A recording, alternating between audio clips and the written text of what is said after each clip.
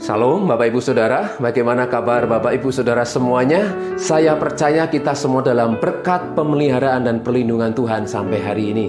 Puji nama Tuhan Bapak Ibu Saudaraku, beberapa hari yang lalu saya mendengar kisah yang benar-benar terjadi dan berita ini juga sudah diberitakan di surat kabar bahwa ada seseorang yang mengambil keputusan yang salah. Dia mengakhiri hidupnya dengan cara bunuh diri. Ya, ketika dia melakukan hal ini tentunya ada persoalan, ada masalah yang berat yang menimpa hidupnya, di mana dia ditinggal oleh istri dan anak-anaknya, dan dia tinggal sebatang kara dan terus hidup menggelandang beberapa tahun lamanya, Bapak Ibu Saudara. Dan akhirnya dia harus mengakhiri hidupnya dan dia membiarkan tubuhnya terlindas oleh kereta api. Dan banyak Bapak Ibu Saudara peristiwa-peristiwa seperti ini yang sering kali kita dengar. Dan mungkin ada yang lebih tragis lagi Bapak Ibu Saudara. Tetapi kita melihat bahwa dalam hidup ini kita dipanggil Tuhan tidak untuk melakukan hal-hal yang salah, tapi kita dipanggil Tuhan untuk melakukan hal-hal yang benar. Mari dalam menghadapi hari-hari akhir ini Bapak Ibu, kita harus semakin bijaksana. Memang kita ingin hidup benar dan berkenan di hadapan Tuhan dan sesama. Tetapi pada kenyataannya kita kadang dihadapkan oleh hal-hal yang sangat sulit. Jangan khawatir. Dan kita jangan putus asa Bapak Ibu Saudara. Selama masih ada Tuhan, kita percaya Tuhan memberikan kita kekuatan. Amin. Puji nama Tuhan Bapak Ibu Saudaraku. Kisah tadi adalah salah satu di antara sekian banyak ribuan bahkan bisa jutaan manusia yang hidup yang mengambil keputusan yang salah. Tetapi apa kata firman Tuhan? Tema kali ini akan saya beri judul Kuat Menghadapi Tekanan Hidup. Amin. Firman Tuhan dalam 2 Korintus pasal yang kelima, ayat yang pertama, kita akan membaca ayat 1 sampai dengan ayat yang ke-10. Karena hari ini kita harus menjadi orang-orang yang kuat. Kenapa? Karena tantangan semakin berat, kenyataan kadang tidak seperti yang kita impikan. Oleh sebab itu kita minta kekuatan Tuhan. Luar biasa Bapak Ibu Saudaraku. Firman Tuhan berkata, karena kami tahu bahwa jika kemah tempat kediaman kita di bumi ini dibongkar, yaitu tubuh kita, Allah telah menyediakan suatu tempat kediaman di surga bagi kita. Ini janji Tuhan. Suatu tempat kediaman yang kekal, yang tidak dibuat oleh tangan manusia. Ini satu janji yang Tuhan akan berikan kepada kita. Ya, kita sadar betul bahwa tubuh kita ini tubuh yang fana, tubuh yang sementara. Sedangkan Tuhan berjanji akan memberikan satu kemah, tempat tinggal yang abadi, yang kekal. Bukan buatan manusia, tapi buatan Tuhan sendiri. Ya, berbicara tentang kemah tempat kediaman di bumi, yaitu tubuh kita yang sementara ini. Dan kita merindukan bersama dengan Tuhan, tinggal bersama dengan Tuhan. Saya akan lanjutkan ayat yang kedua. Selama kita di dalam kemah ini, kita mengeluh. Garis bawahi Bapak Ibu Saudaraku, kata mengeluh. Karena kita rindu mengenakan tempat kediaman surgawi di atas tempat kediaman kita yang sekarang ini. Jadi wajar manusia itu mengeluh di muka bumi ini. Siapa di antara kita yang tidak pernah mengeluh? Pasti kita pernah mengeluh. Ya, ayat yang ketiga, sebab dengan demikian kita berpakaian dan tidak kedapatan telanjang. Ayat 4, sebab selama masih diam di dalam kemah ini, kita mengeluh. 2 kali kalimat mengeluh diucapkan, disampaikan oleh Paulus ini. Oleh beratnya tekanan, ayat yang keempat. Kita mengeluh oleh beratnya tekanan, karena kita mau mengenakan pakaian yang baru itu tanpa menanggalkan yang lama, supaya yang fana itu ditelan oleh hidup. Yang ingin saya tekankan dalam hal ini Bapak Ibu Saudara, bahwa kita ini mengeluh, dan kita ini mengeluh karena beratnya tekanan. 2 kali diucapkan berarti mengandung makna peringatan kepada kita. Jadi sekali lagi, manusia selalu mengeluh karena hidupnya banyak tekanan, Bapak Ibu Saudaraku. Ya, kemudian ayat yang ke-5 dikatakan, tetapi Allah lah yang justru mempersiapkan kita untuk hal itu dan yang mengaruniakan roh kepada kita sebagai jaminan segala sesuatu yang telah disediakan bagi kita. Jadi kita bisa kuat, firman Tuhan berkata, karena ada Roh Kudus yang ada dalam hidup kita. Amin. Kita bisa ada dan kita bisa eksis, percaya kepada Tuhan sampai hari ini karena ada Roh Allah. Ya, sehingga Tuhan berkata, roh yang ada padamu, roh yang ada di dalammu itu kuingini dengan cemburu. Maksudnya adalah pribadi Allah yang ada dalam hidup kita itu diingini dengan cemburu. Jadi sekali lagi Bapak Ibu Saudaraku, kenapa kita bisa bertahan dan kuat sampai hari ini? Karena ada Roh Allah yang diam dalam hidup kita. Amin. Dia yang masih memberikan kekuatan kepada kita. Dia yang menasihati kita, menegur kita, bahkan menghibur kita, sehingga kita bisa kuat sampai hari ini. Ayat yang ke-5 mengingatkan, yang mengaruniakan roh kepada kita sebagai jaminan segala sesuatu yang telah disediakan bagi kita.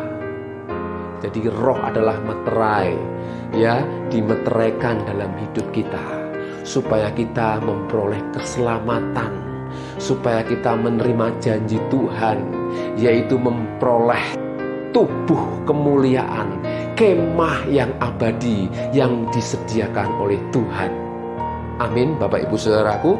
Ayat yang ke-6 dikatakan, maka oleh karena itu hati kami senantiasa tabah, meskipun kami sadar bahwa selama kami mendiami tubuh ini, kami masih jauh dari Tuhan.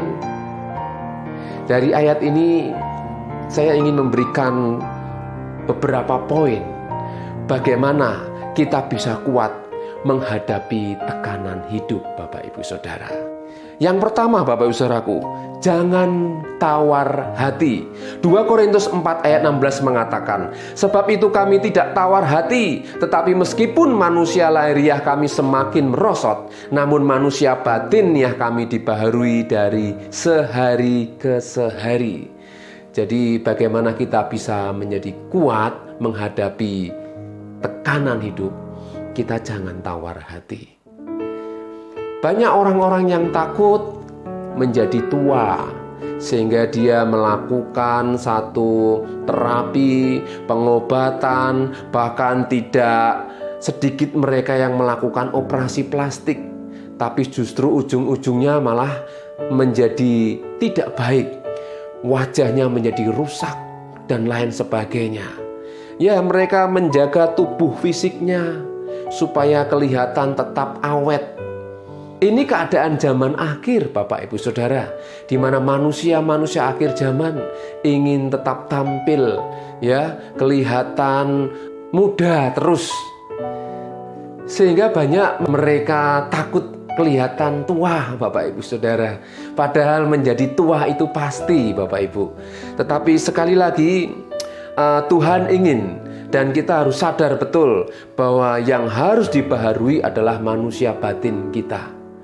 Tidak masalah kita menjadi tua, asalkan kita kelak bisa bersama dengan Tuhan. Jadi kita jangan tawar hati menghadapi tantangan zaman ini, Bapak Ibu Saudara. Tuntutan-tuntutan zaman ini. Ya, berita-berita terakhir kita juga melihat orang kalau mau kaya mendadak juga bisa. Namun kekayaan yang diperoleh dengan cara yang cepat, itu firman Tuhan juga sudah mengingatkan, itu akan juga cepat hilangnya. Dan peristiwa ini baru-baru saja terjadi, Bapak Ibu Saudara. Oleh sebab itu, sebagai orang percaya, menghadapi zaman ini, kita jangan tawar hati ketika tekanan-tekanan hidup itu menerpa hidup kita.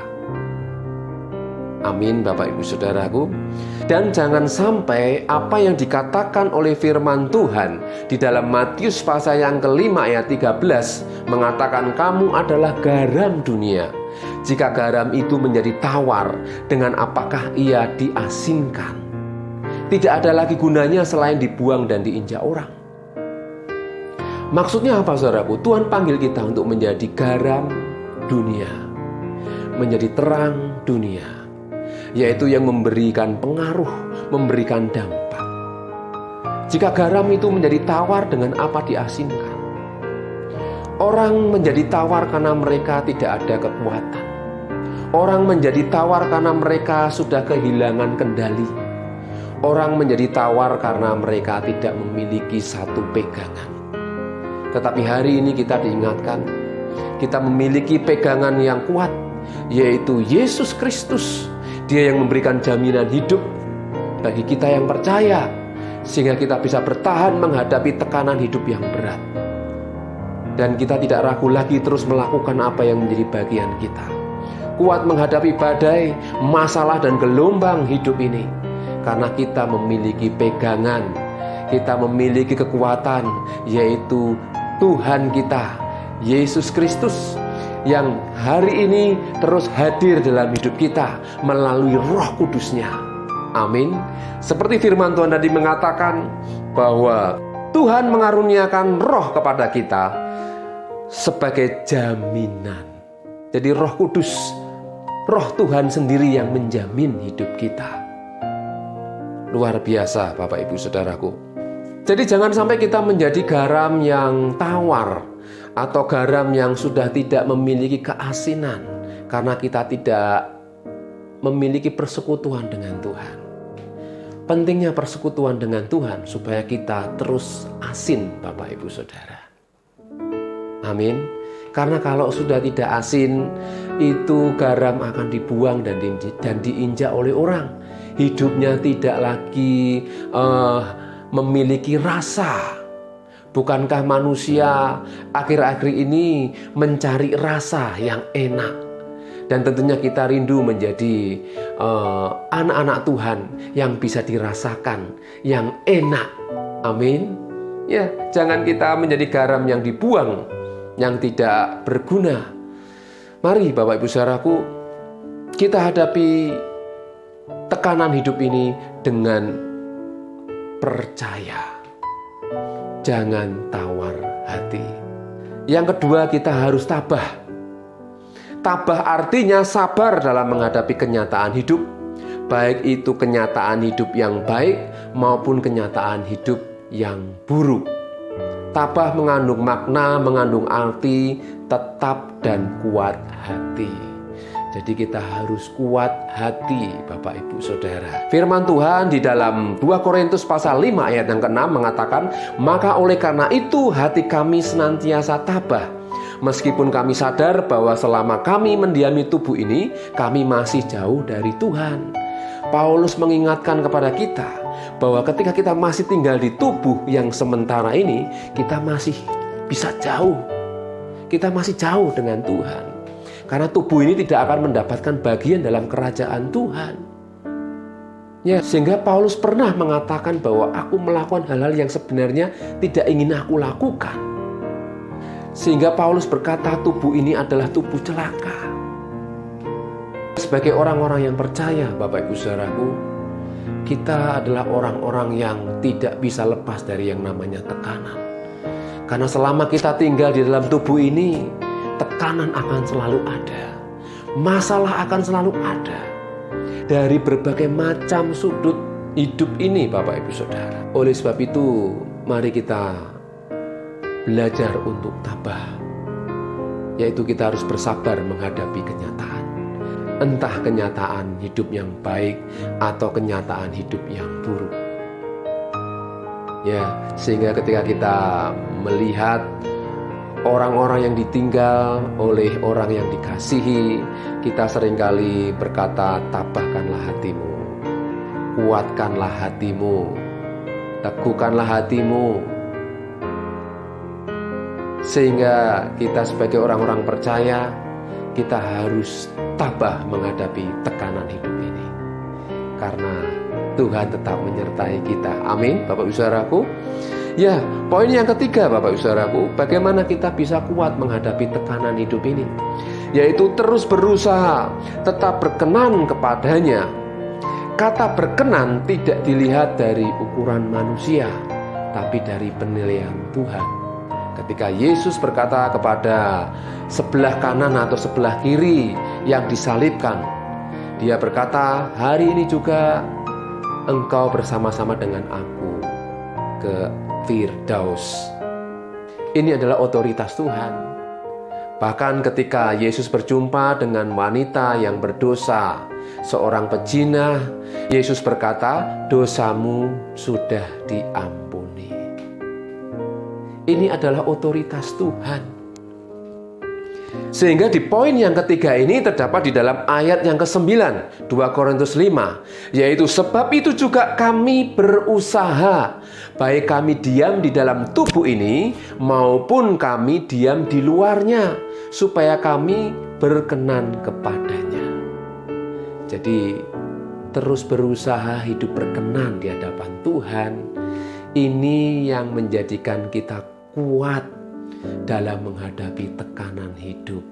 Apapun kata orang, apapun yang disampaikan oleh orang-orang atas hidup kita, hal-hal yang tidak membangun, hal-hal yang mengecilkan iman kita, bahkan hal-hal yang tidak benar, kita harus tetap menjaga hidup kita tetap berkenan di hadapan Tuhan.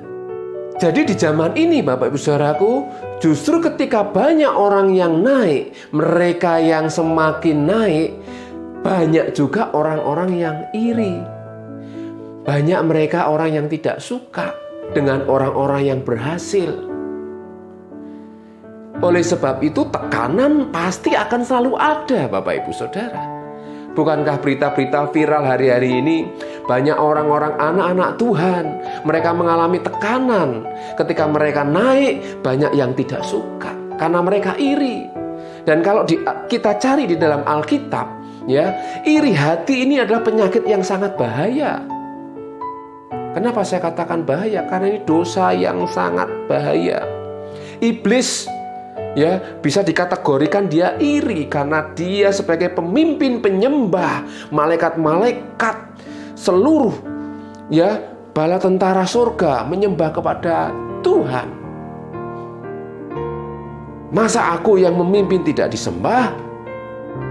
Malaikat iri hati. Bisa jadi itu Bapak Ibu Saudara. Kain dia iri hati karena persembahannya tidak diterima. Saul iri hati karena dia hanya mengalahkan beribu-ribu sedangkan Daud berlaksa-laksa. Si sulung iri hati karena tidak dipestakan.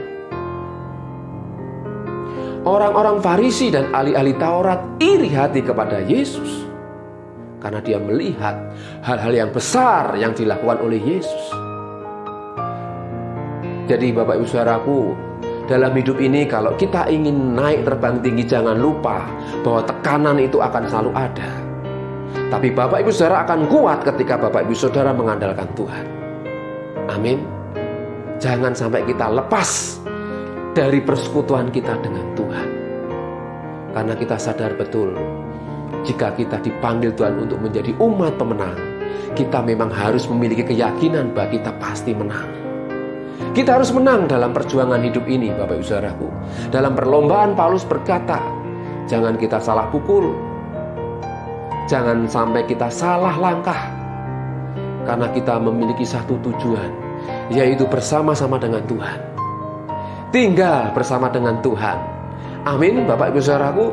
Jadi mari jaga hidup kita untuk tetap berkenan di hadapan Tuhan. Jadi renungan kali ini Bapak Ibu Saudaraku, bagaimana kita bisa menjadi kuat menghadapi tekanan hidup ini. Yaitu yang pertama, jangan tawar hati. Yang kedua, kita harus tabah. Dan yang ketiga, kita harus terus berusaha tetap berkenan di hadapan Tuhan. Amin Bapak Saudaraku. Saya akhiri di ayat yang terakhir, yaitu ayat yang ke-10. Sebab kita semua harus menghadap tahta pengadilan Kristus, supaya setiap orang memperoleh apa yang patut diterimanya, sesuai dengan yang dilakukannya dalam hidupnya ini, baik ataupun jahat. Amin Bapak Ibu Saudaraku. Mari kita akan berdoa.